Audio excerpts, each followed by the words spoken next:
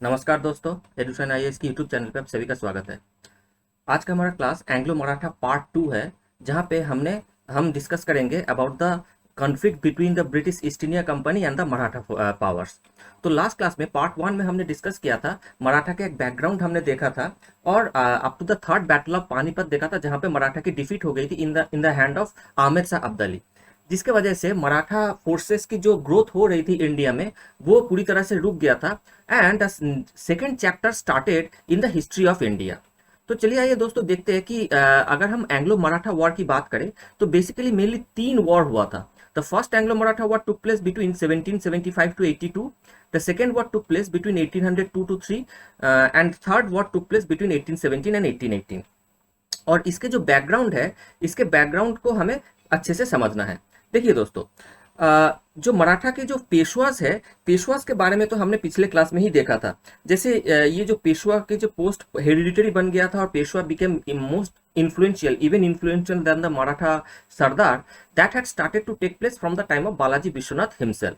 तो बालाजी विश्वनाथ के बाद बाजीराव वन आए थे, फिर बालाजी बाजीराव, जिनके टाइम पे 1761 में थर्ड बैटल ऑफ पानीपत होता है। अब थर्ड बैटल ऑफ पानीपत के बाद माधव राव, जब बालाजी बाजीराव की डेथ हो जाती है तो Madhav Rao becomes the next Peshwa, but unfortunately he died with in 11 years out of TB.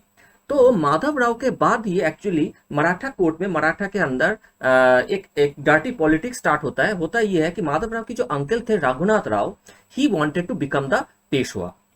अब Raghunath Rao by as a person was a very cruel and he was not at all a good administrator. तो पेशवा तो हो गए अष्टप्रधान, मतलब कि प्राइम मिनिस्टर, लेकिन उनके अलावा भी बाकी 7 मिनिस्टर्स होते थे मराठा में, मराठा कोर्ट में। तो उन 7 मिनिस्टर में एक और मिनिस्टर्स थे जिनका नाम था नाना फडणवीस। नाना Fadnavis. Now Nana Fadnavis was called as the Chanakya of Marathas. तो Nana Fadnavis did not want Raghunath Rao to become the next Peshwa. So he played a politics and a minor Narayan Rao was made the next Peshwa. But in 1773, देखिए 1772 से 1773 तक ही उनका पेशवाशिप बना रहा and he was poisoned to death. अब नाना फडणवीस को पूरा शक था this was carried out by Raghunath Rao because he wanted to become the Peshwa. लेकिन उन्होंने, नाना फडणवीस ने एक और पॉलिटिक्स खेला और माधव राव टू को बनवाया गया। Madhav Rao two was also a minor, he was also a minor. अब क्योंकि ये माइनर थे तो उनका एक लीगल गार्जियन अपॉइंट होना पड़ेगा and Nana Fadnavis appointed himself the legal guardian of Madhav Rao two, ठीक है ना।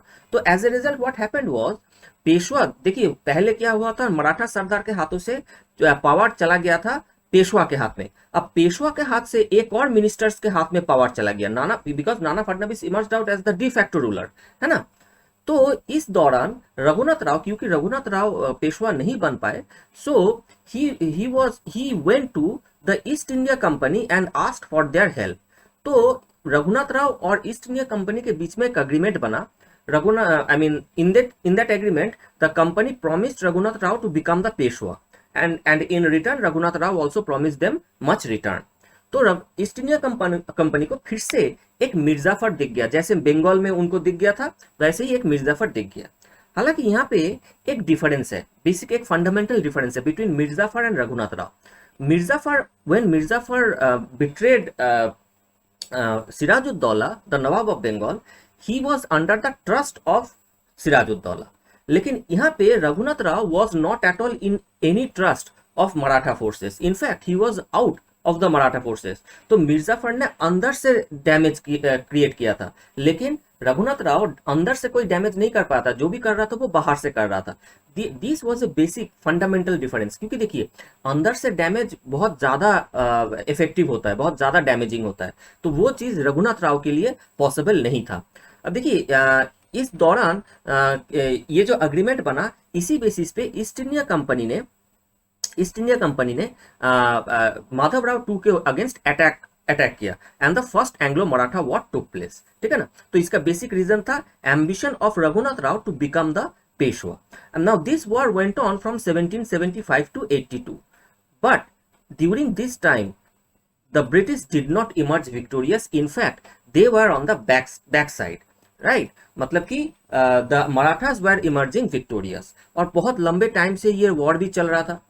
तो इसके जो रीजन है, मतलब कि क्यों ब्रिटिश जीत नहीं पाए, विक्ट्री अटेंड नहीं कर पाए, इसके दो बेसिक मेन रीजन है। एक रीजन ये है कि जो मराठास थे, Maratha forces was still a very dominant force, at least in South India. In Deccan, Marathas were still strong, and Maratha forces were being led by none other than Nana Fadnavis, who was a very able military general as well. And the second thing was the British were fighting a two front war. देखिए 1780 में second Anglo Mysore war भी start हो गया था, ठीक है ना। तो British were fighting at two front, Maratha का अगेंस्ट भी, मैसूर का अगेंस्ट भी। तो इसी वजह से 1782 में एक सीजफायर डिक्लेयर होता है and a treaty is signed, the treaty of Salbai 1782 is signed. Now under this treaty the British agree to recognise Madhav Rao two as the Peshwa, and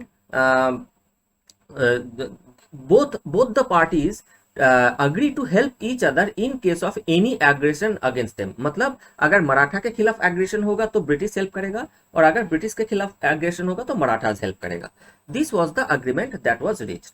अब देखिए this treaty of Salbai was very significant with respect to the Marathas, with respect to the British, क्योंकि देखिए British को पता था कि Marathas at this moment Marathas are under a very strong ruler, that is Nana Fadnavis.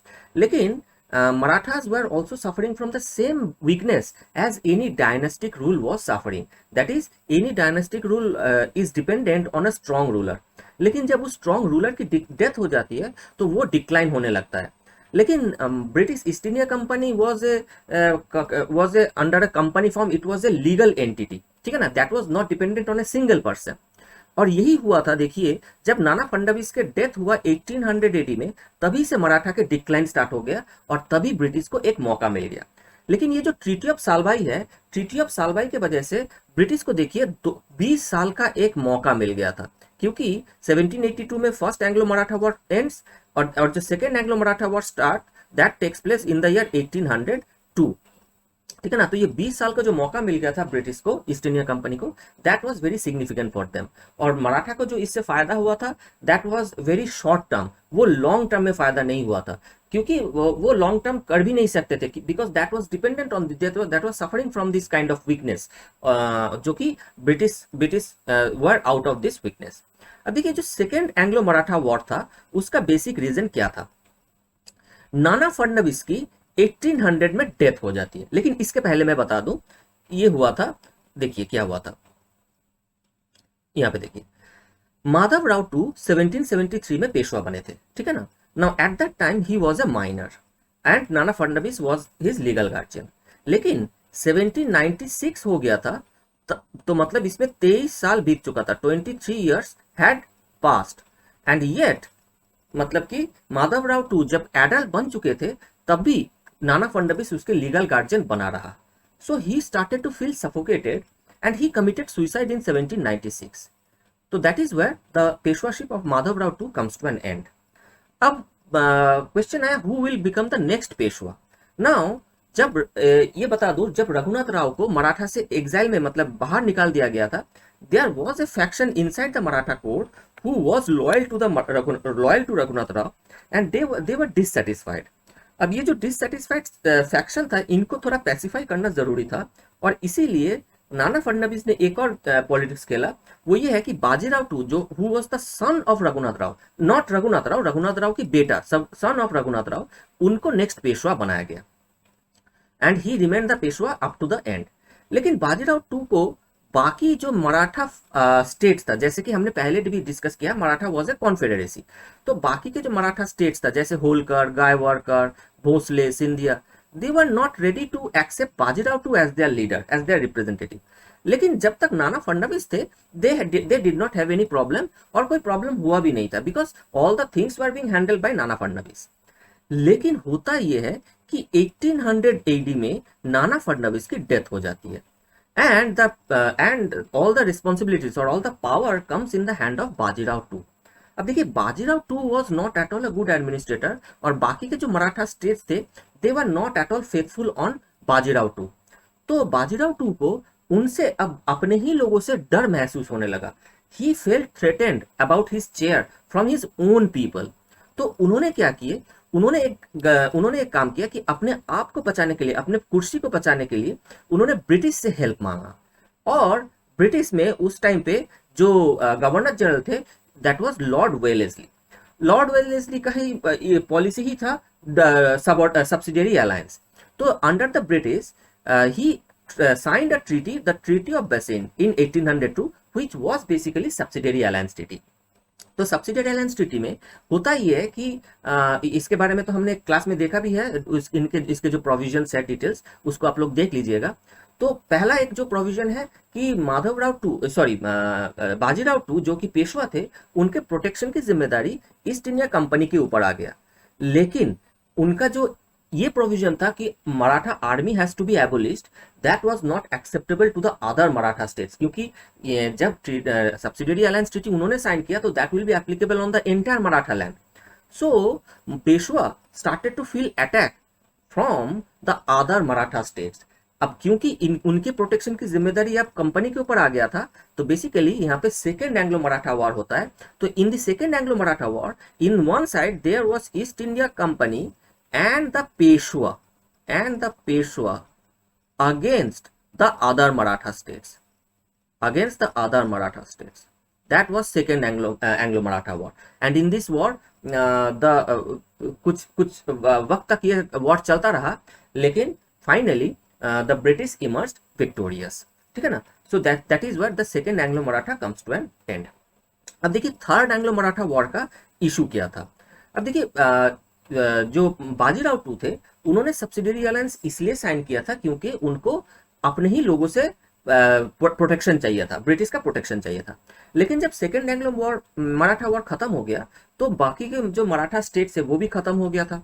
तो अब उनको कोई प्रोटेक्शन नहीं चाहिए था और उनको ब्रिटिश की भी जरूरत नहीं थी। लेकिन तब तक वो सब्सिडियरी अलायंस के ट्रैप में आ चुके थे। Now once a person falls in the trap of this treaty, he remains in this trap. It is like a spider web, right? But he wanted to get out of this spider web, get out of this trap. So he started to feel suffocated and he started to organize or plan a revolt. लेकिन देखिए revolt करने के लिए आपको कुछ लोगों की जरूरत है, अकेले तो रिवोल्ट आप कर पाओगे नहीं, राइट? तो लेकिन यहाँ पे जो सब्सिडियरी अलायंस ट्रीटी था, ट्रीटी ऑफ बेसिन था, उसका प्रोविजन ये था कि Maratha army will be abolished. तो बिना आर्मी के बाजीराव टू कैसे रिवोल्ट करेगा? So he plan this revolt with the help of a mercenary group. Mercenary group वो होता है जो पैसे के लिए लड़ाई लड़ते हैं, ठीक है। So there was a mercenary group called पिंडारीज।